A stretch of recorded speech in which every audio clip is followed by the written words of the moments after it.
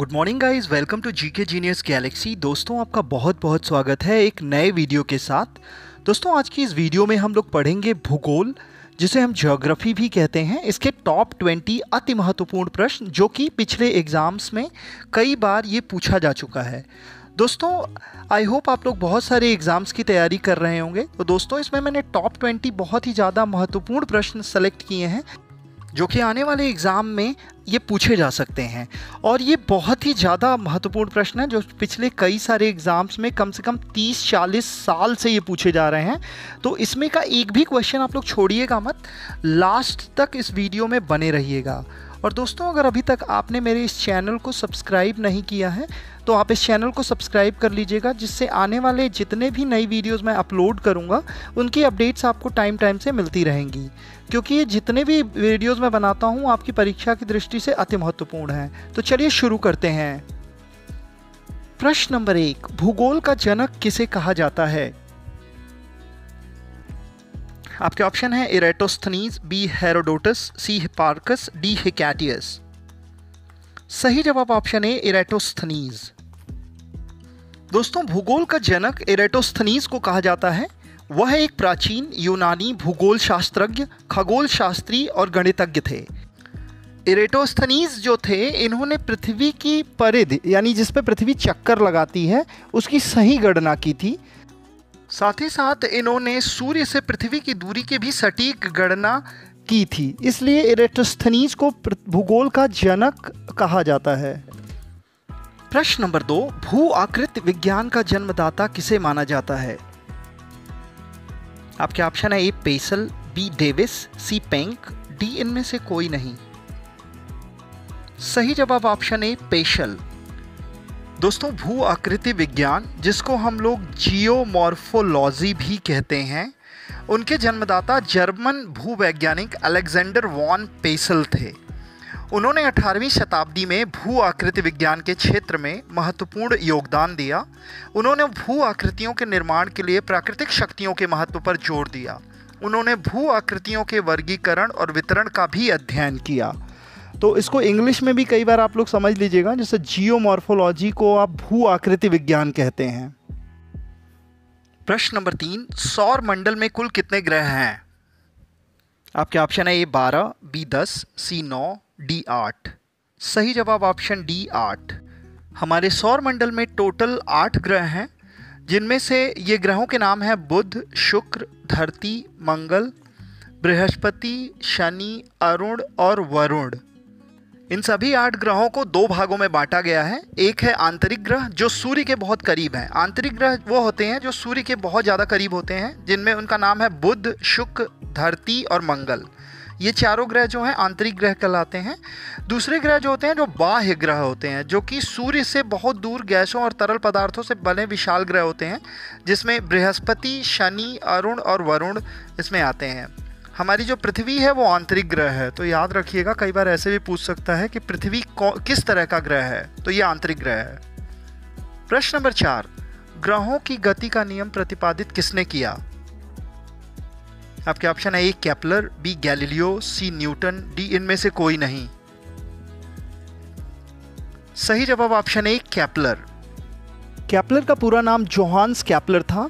इन्होंने 1609 और 1619 के बीच प्रकाशित केपलर के ग्रहों की गति के नियम खगोल विज्ञान में सूर्य के चारों ओर ग्रहों की कक्षाओं को परिभाषित करते हैं।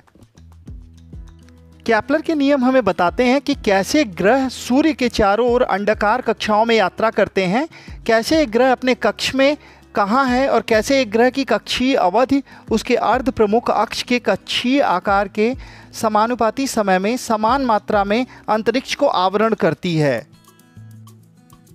प्रश्न नंबर 5, सौरमंडल की खोज किसने की? आपके ऑप्शन है ए कॉपरनिकस, बी आर्यभट्ट, सी कार्ल रिटर, डी केपलर। सही जवाब ऑप्शन ए कॉपरनिकस। सौरमंडल की खोज निकोलस कॉपरनिकस के द्वारा किया गया था। तो दोस्तों इनका पूरा नाम है निकोलस कॉपरनिकस। एग्जाम्स में कई बार ऑप्शंस में ये भी आ सकता है, तो कंफ्यूज मत होइएगा, आप कॉपरनिकस ध्यान रखिएगा केवल। प्रश्न नंबर 6, निम्न में से किस देश में ग्रेट स्लेव झील स्थित है? आपके ऑप्शन है A Bharat, B Africa, C Canada, D Japan. सही जवाब ऑप्शन सी कनाडा। दोस्तों ग्रेट स्लेव झील कनाडा के उत्तर पश्चिमी क्षेत्र में दूसरी सबसे बड़ी झील है। ग्रेट स्लेव झील जो है कनाडा के उत्तर पश्चिमी क्षेत्र में दूसरी सबसे बड़ी झील है। ग्रेट बियर झील यहाँ की सबसे पहली बड़ी झील है, ये दूसरी सबसे बड़ी झील है। इसकी जो गहराई है वो 2014 फीट के साथ उत्तरी अमेरिका की सबसे गहरी झीलों में इसका नाम आता है ग्रेट स्लेव झील का। और क्षेत्रफल के हिसाब से अगर बात करें तो ये दुनिया की 10वीं सबसे बड़ी झील है। यह 469 किलोमीटर यानी 291 मील लंबी और 20 से 203 किलोमीटर यानी 12 से 126 मील चौड़ी है। प्रश्न नंबर 7, पेरू और किस देश के बीच टिटिकाका झील स्थित है? आपके ऑप्शन है ए ऑस्ट्रेलिया, बी चीन, सी बोलिविया, डी अमेरिका। सही जवाब ऑप्शन सी बोलिविया। प्रश्न नंबर 8, भारत का वह राज्य जिससे होकर कर्क रेखा गुजरती है कौन सा है? आपके ऑप्शन है ए झारखंड, बी जम्मू कश्मीर, सी बिहार, डी हिमाचल प्रदेश। सही जवाब ऑप्शन ए झारखंड।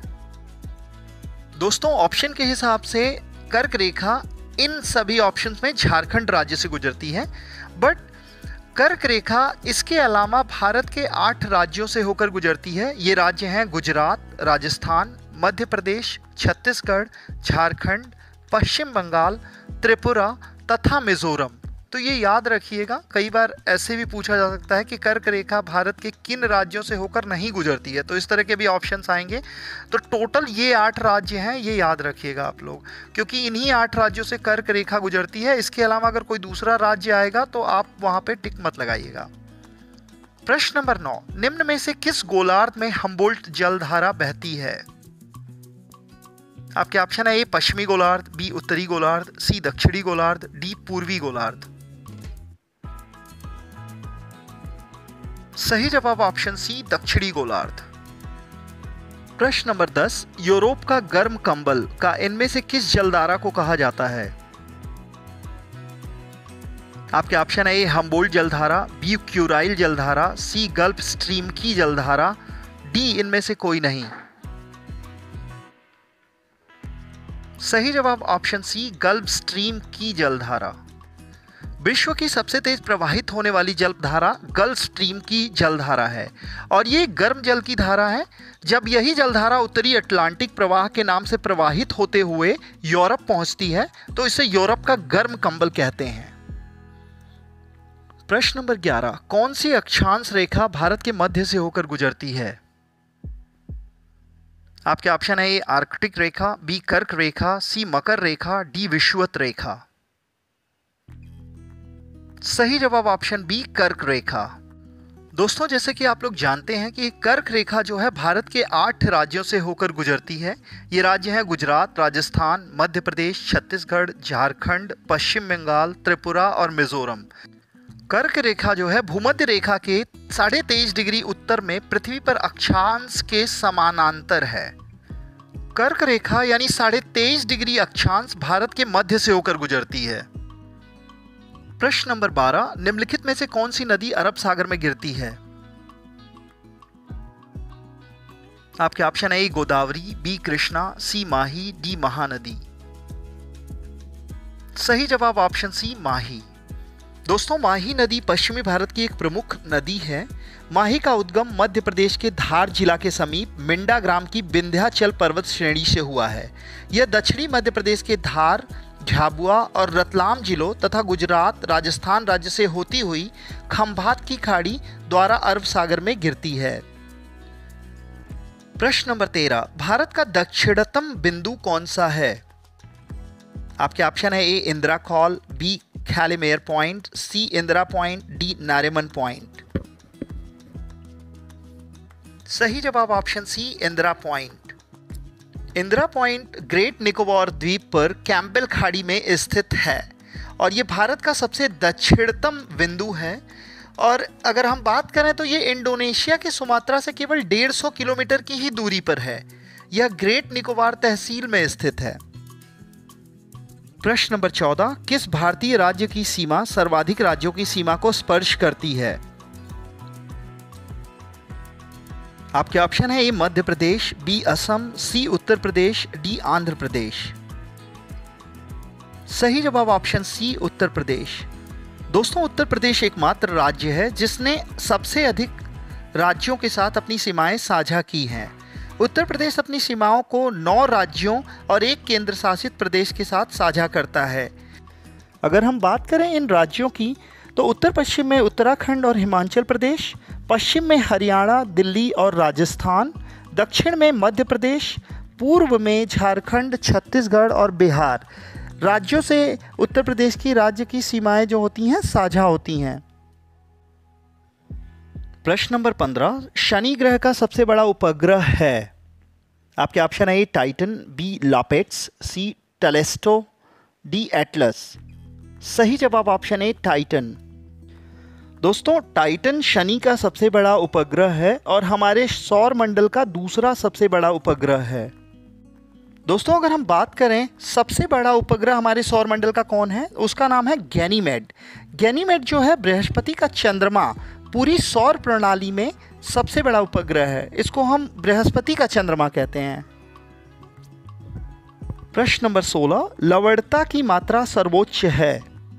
आपके ऑप्शन है ए बाल्टिक सागर में, बी मृत सागर में, सी लाल सागर में, डी काला सागर में। सही जवाब ऑप्शन बी मृत सागर में। दोस्तों, मृत सागर की अधिकतम लवणता प्रति 1000 240 है। इसमें नमक की इतनी उच्च मात्रा है क्योंकि यह उष्णकटिबंधीय क्षेत्र में स्थित है जो गर्म है। प्रश्न नंबर 17, मृत सागर में उच्च लवणता का कारण है? आपके ऑप्शन है ए वाष्पीकरण का उच्चतम दर, बी न्यून वर्षा, सी उच्च तापमान, डी स्थिर जल। आपके सही जवाब है ऑप्शन ए वाष्पीकरण का उच्चतम दर। दोस्तों, मृत सागर में जो है उच्च लवणता इसलिए पाई जाती है कि वहाँ पे अत्यधिक गर्म एवं शुष्क पवन यानी हवा चलती है, वर्षा का बहुत ज़्यादा अभाव होता है, उच्च तापमान व वाष्पीकरण की अधिकता के कारण मृत सागर में लवणता की मात्रा बहुत ही ज़्यादा पाई जाती है। प्रश्न नंबर 18, कौन सा द्वीप इंडोनेशिया का हृदय स्थल कहलाता है? आपके ऑप्शन है ए सुमात्रा, बी सुलाबेसी, सी बोर्नियो, डी जावा। सही जवाब ऑप्शन डी जावा। प्रश्न नंबर 19, संयुक्त राज्य अमेरिका ने किस ग्रह की खोज के लिए गैलीलियो नामक अंतरिक्ष यान भेजा था? आपके ऑप्शन है ए नेपच्यून, बी बृहस्पति, सी शनि, डी मंगल। सही जवाब ऑप्शन बी बृहस्पति, जिसको हम लोग जुपिटर भी कहते हैं इंग्लिश में। दोस्तों, यूएसए के अंतरिक्ष अनुसंधान केंद्र नासा ने गैलीलियो अंतरिक्ष यान को बड़े गैसीय ग्रह जो कि बृहस्पति है, जो कि सबसे बड़ा ग्रह भी है हमारे सौरमंडल का, उसकी चंद्रमाओं और उसके आसपास के मैग्नेटोस्फीयर का अध्ययन करने के लिए डिज़ाइन किया था। प्रश्न नंबर 20, चंद्रमा पृथ्वी का एक चक्कर कितने दिनों में लगाता है? आपके ऑप्शन है ए लगभग 28.1 दिन, बी लगभग 30.2 दिन, सी लगभग 27.3 दिन, डी लगभग 28.3 दिन। सही जवाब ऑप्शन सी लगभग 27.3 दिन। दोस्तों, अगर बात करें पृथ्वी से चंद्रमा की दूरी लगभग 3,84,000 किलोमीटर है। यह दूरी पृथ्वी के व्यास का 30 गुना है। चंद्रमा पर गुरुत्वाकर्षण पृथ्वी से 1/6 है। यह पृथ्वी की परिक्रमा 27 दिन 6 घंटे में पूरा करता है, जिसको हम 27.3 दिन भी कहते हैं, और ये अपने अक्ष के चारों ओर एक पूरा चक्कर भी 27.3 दिन में लगाता है। यही कारण है कि चंद्रमा का एक हिस्सा हमेशा पृथ्वी की ओर होता है।